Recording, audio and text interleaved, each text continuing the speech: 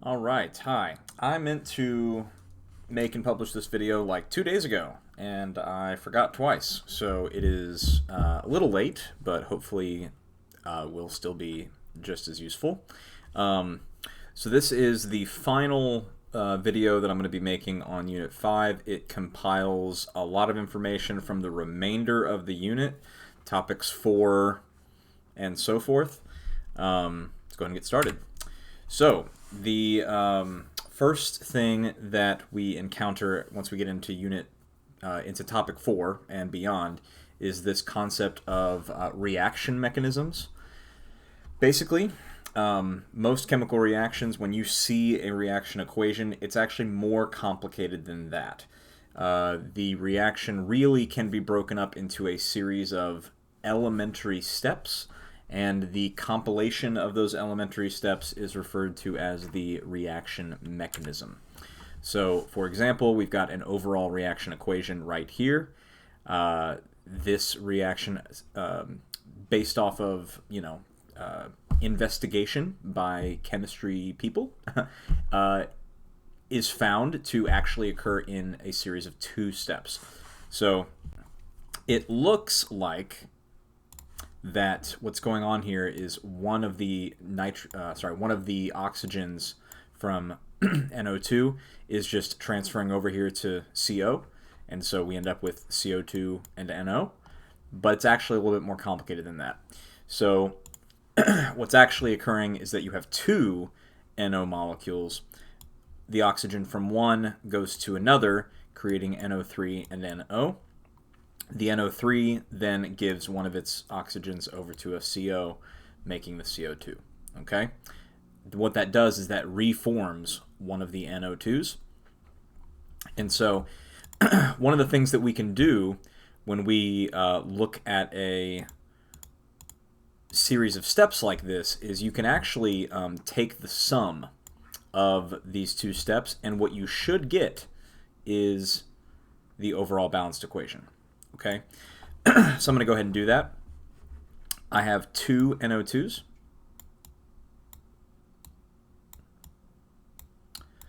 On the reactant side, I've got an NO3, and I have a CO,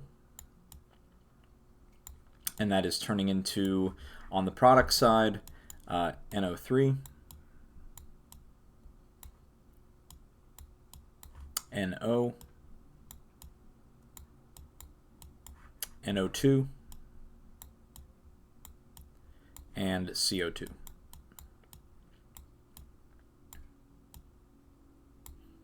Okay. Now, if we look at this balanced equation, or if we look at this, the summation of the 2 steps, there's a couple of things that stand out. First of all, NO3 is present on both sides of the reaction equation.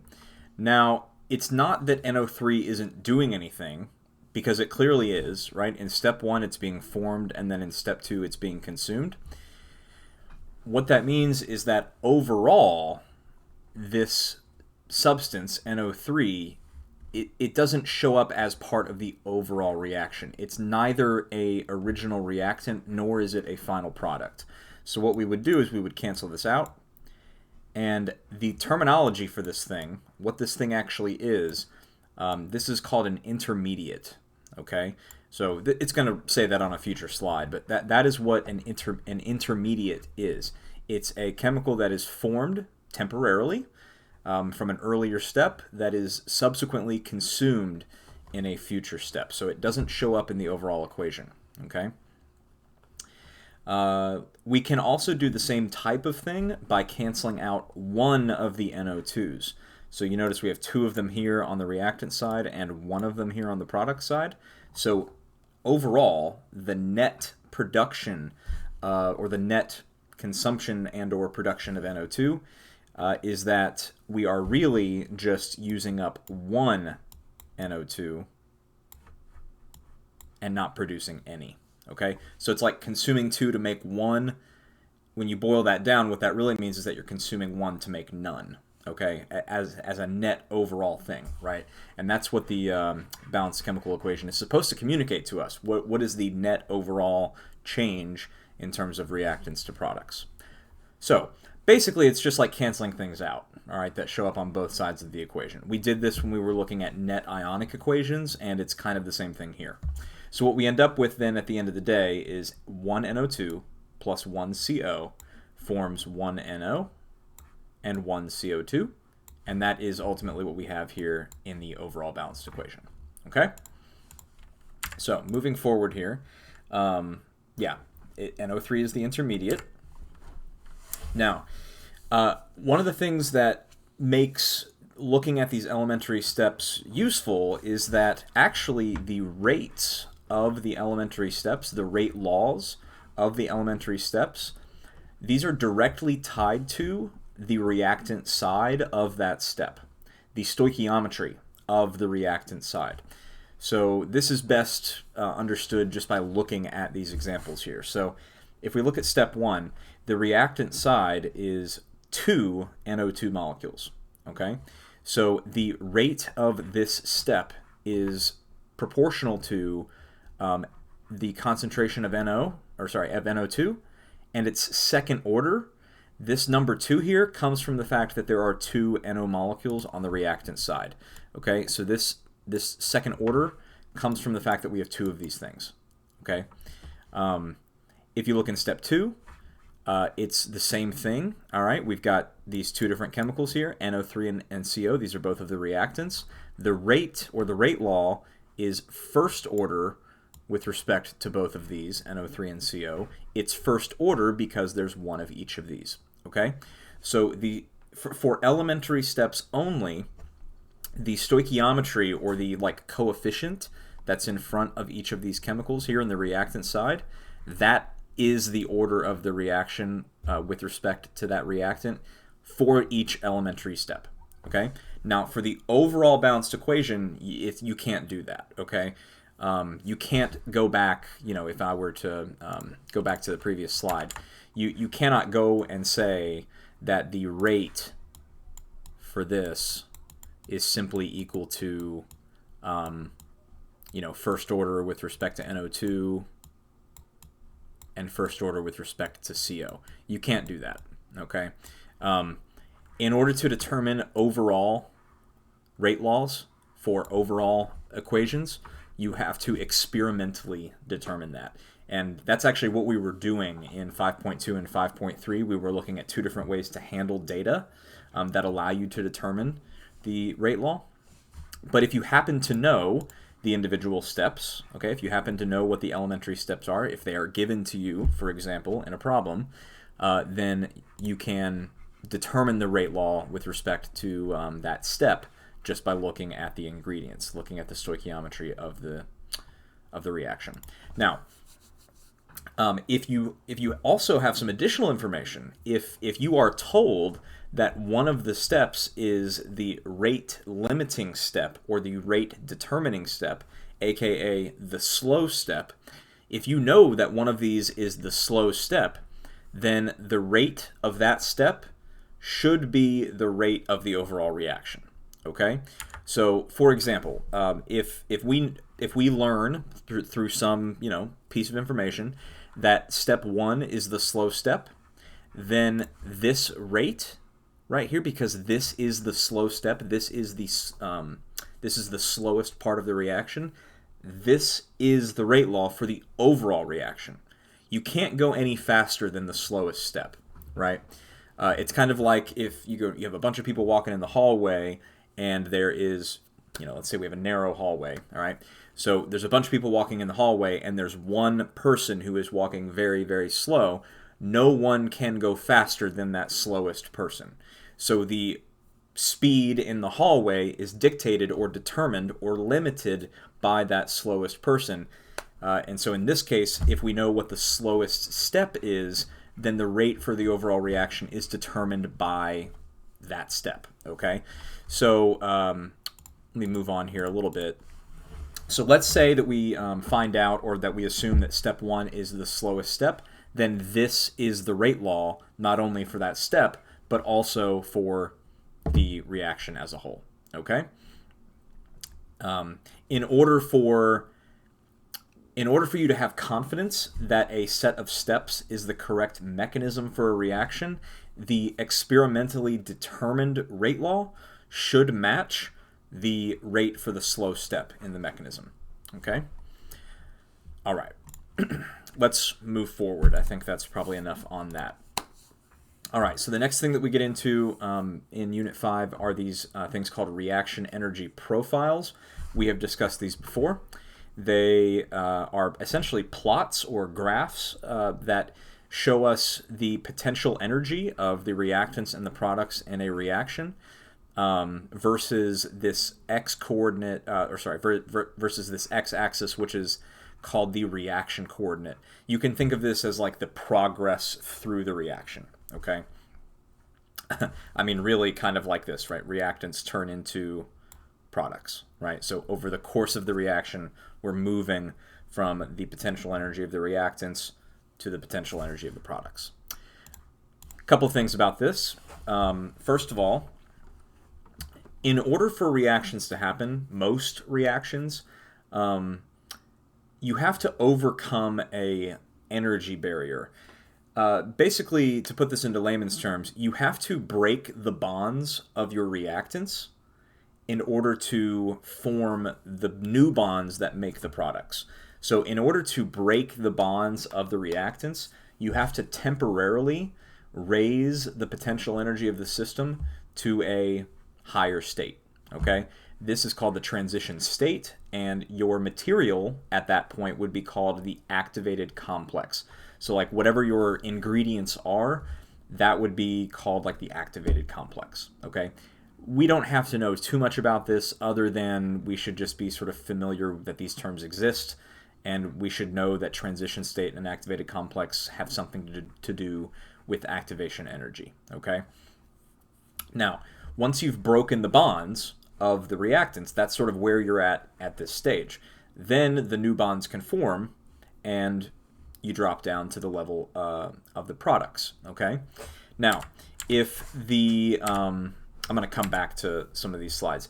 If the level of the products is lower than the original level of the reactants, that difference is called enthalpy, okay? And that's where we get into the terms endo and exothermic, okay? If the potential energy of the products is actually lower than the potential energy of the reactants, what that means is that the reactants themselves lost energy, okay? So they were at a certain energy level and they lost some energy, they gave off some energy, and now they're at a lower energy state, right? And so that is called an exothermic reaction, when your products are at a lower energy state than they were, or a lower potential energy than they were in their reactant form. If this curve stopped here, for example, and this is where our products were, then this would be endothermic, okay? And the value of the enthalpy would be like this distance right here, okay?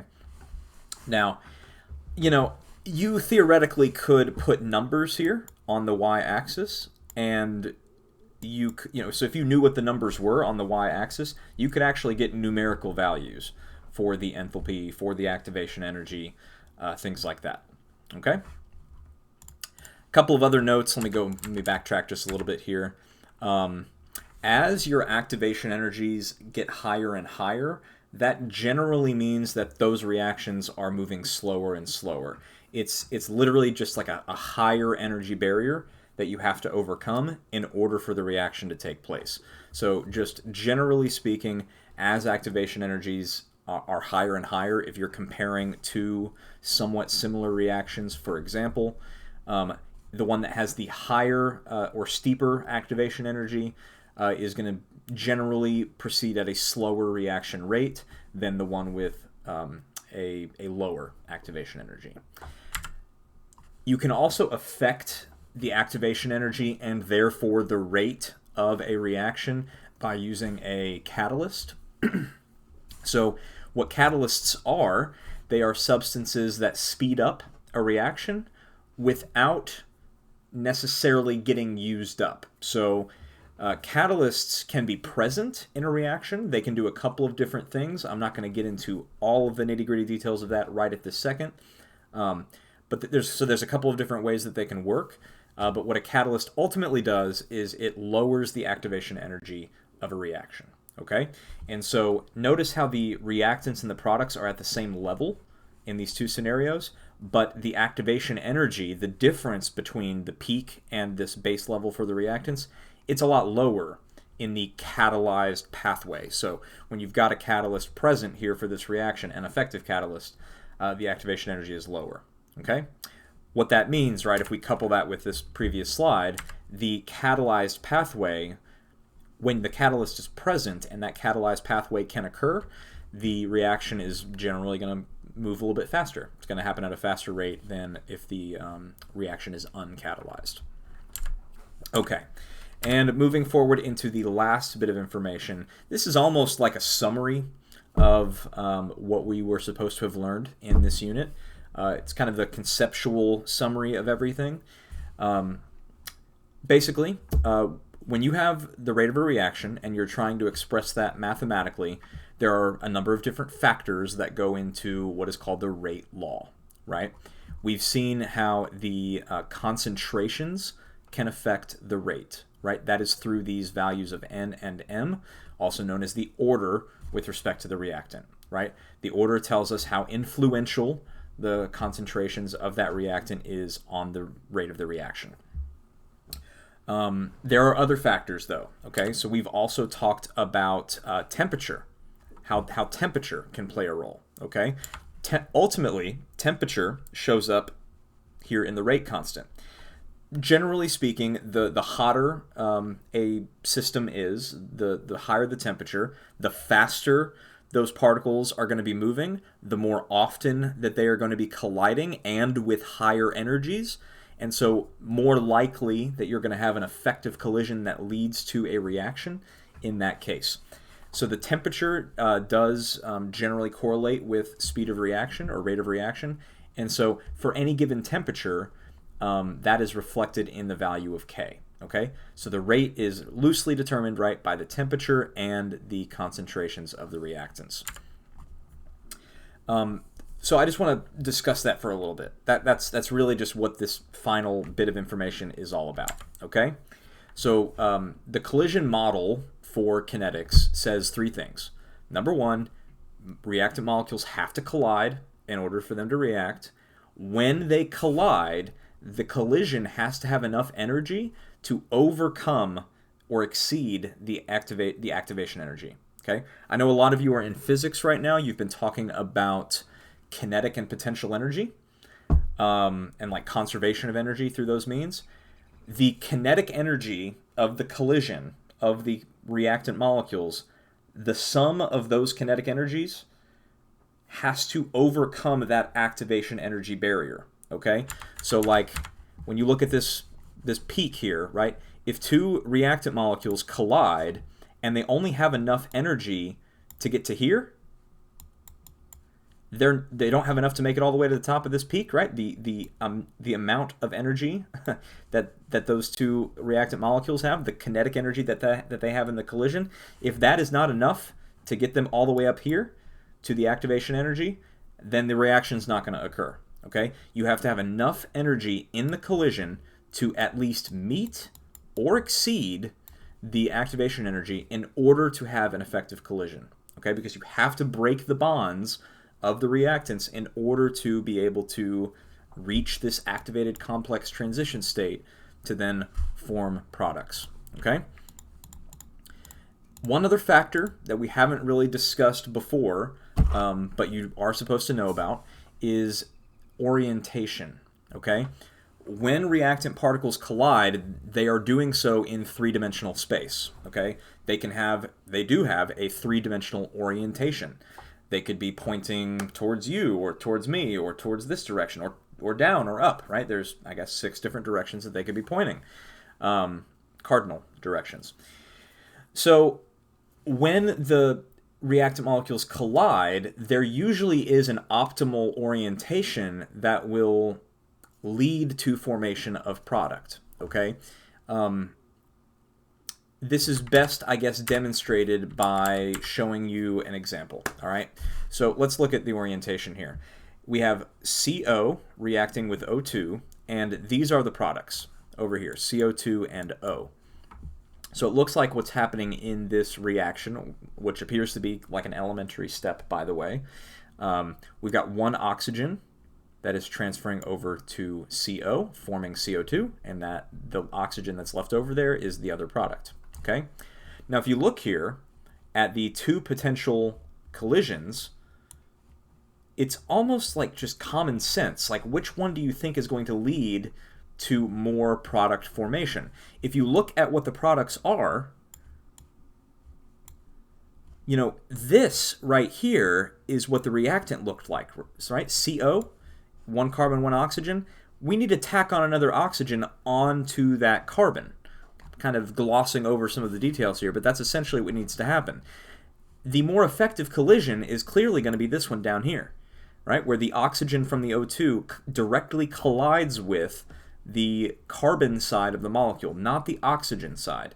So when you get asked a problem like this or a question like this, you want to be looking at the products, right? Which collision is most likely to lead to this product? Look at the new bond that was formed. What collision is going to most likely give us that new bond? It's pretty clear that this bottom collision is going to be the more favorable orientation for this reaction. All right, and I think there is a little bit more to discuss. I've bounced around through some of the slides here. Okay, so I talked about activation energy and how the collision has to have enough energy. There is one way to look at that that you need to be aware of, and that is a Maxwell-Boltzmann diagram. So we talked about these before. These different curves are essentially distributions of particles. So the higher the distribution at any given point, it means more particles are at that spot. The x-axis here is kinetic energy or speed. Okay, so speed and kinetic energy are directly proportional. Okay, they're not equal to each other, but they're directly proportional.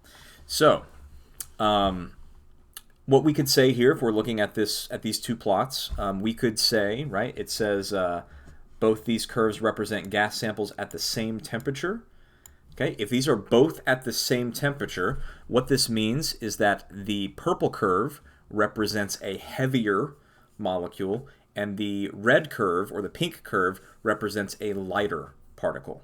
Okay, the purple curve, right, the heavier particles, they're at some temperature, and because they're so large, they move slower on average. So the peak is right here. Their peak speed or kinetic energy would be, you know, maybe 2.5 kilojoules per mole. The lighter gas molecule has a peak that's a little bit higher. Okay, and you can see, right, how much more or how higher this plot is, how much higher the distribution is in these higher speed regimes. Okay, so over here, 10, 15, 20, 25 kilojoules per mole, we've got significant difference between the plots, right? Look at how many, and so really the area under this curve is representative of how many particles there are moving at that speed. Okay, that's one way to look at a Maxwell-Boltzmann diagram. Another way to look at it is like this. Let's say that both of these curves represented gas samples of the same substance. So we're not talking about different particles now, we're talking about the same substance. What this means is that these two things have to be at different temperatures. Okay? The only way to get two different plots like this, if you have the same substance, is for those things to be at different temperatures. Think to yourself, the purple one is particles that are moving slower, the red one is particles that are moving faster, on average, right? Which one is the higher temperature? It's got to be the red one. The purple one is the lower temperature. Okay, lower temperature, slower moving particles. Higher temperature, faster moving particles. Okay. Now, how does this tie in to the kinetics stuff? Well, the way that it ties in is by talking about the activation energy. I mentioned before that particles, when they collide, they have to have enough energy to overcome the activation energy. What you can do is you can draw a rough estimate of the required kinetic energy. Actually, it's not even an estimate. It's actually the number, right? You can say the particles, when they collide, they need to have at least this amount. So in this case, it would be probably about 11 kilojoules per mole of kinetic energy in order to be equal to or to exceed the activation energy. If the particles are moving at least this fast, meaning they have at least this amount of kinetic energy, that is enough to get them over that energy barrier. If they have less than that, no reaction. If they have at least that or more, then you're going to have a reaction. Okay? So, other things that you can talk about with this, right? Let's say that we had a catalyst, right? If I catalyze this reaction, what a catalyst does is it lowers the activation energy. So it means that I need less energy in the collision in order for the reaction to take place. It's essentially taking this dotted line and moving it this way, okay? Moving it here, for example, right? Lowering the activation energy to, say, 8 kilojoules per mole. This is going to result in a lot more particles that when they collide, they will lead to an effective collision, okay? And I think that's where I'm going to wrap things up, is by talking about an effective collision, okay?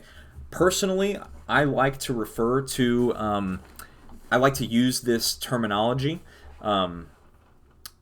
If a collision has enough energy to overcome or exceed the activation energy, and if the orientation of that collision is such that it lends itself to the formation of new bonds, that's what I like to call an effective collision.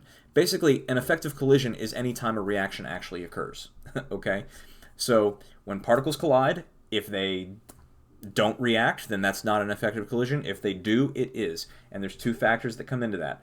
The kinetic energy of the collision being equal to or exceeding the activation energy, and the orientation of those particles when they collide.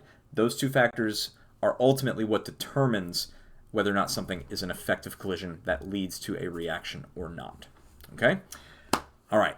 That is it. That's 27 minutes. Try to squeeze in a lot of things into that video. Hopefully this is useful for you, and I apologize for this being a little bit late. Have a nice day.